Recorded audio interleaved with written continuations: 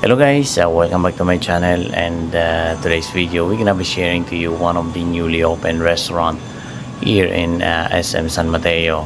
So bali may pinasa lang kaming documents dito sa may SM, then on our way para magsundo sa may anak namin sa may school, but then may nakita po kaming newly opened restaurant, and we try to see kung ano po yung pagkain in-offer nila.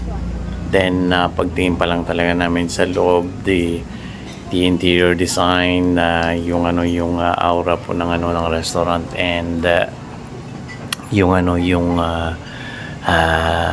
overall design ay talagang maganda. So we try to come in and mag-order po ng makakain. So yan, as a sort of date na rin namin ng misis ko.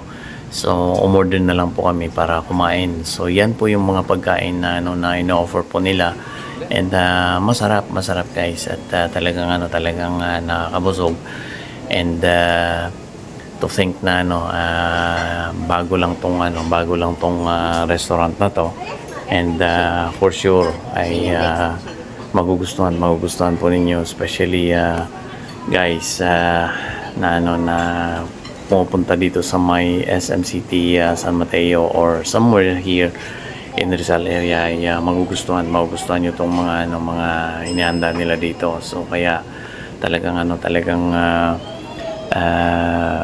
pumasok na lang kami ng misis ko, then para umorder bago kami pumunta sa may eskwela ng anak namin para sunduin. So papakita ko later on yung design ng restaurant na to. Talagang maganda.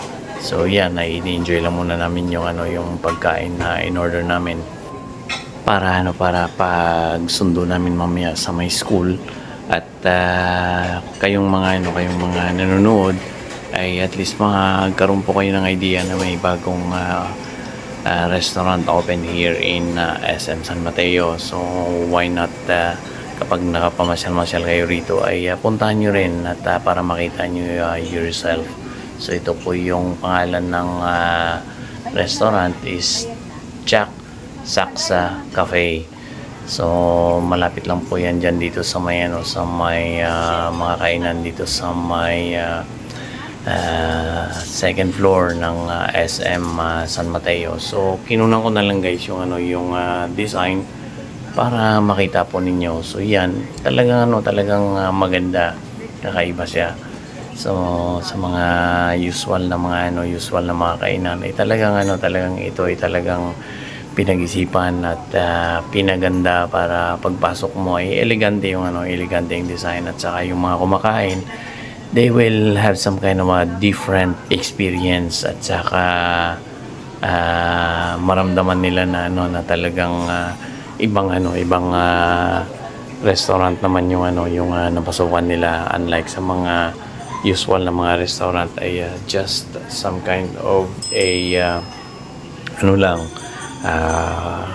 pagpasok mo ay wala ka ng surprise na makikita pa, or some kind of a new design na makikita. Pero ito ay talagang mapapawaw po kayo sa design na ginawa nila.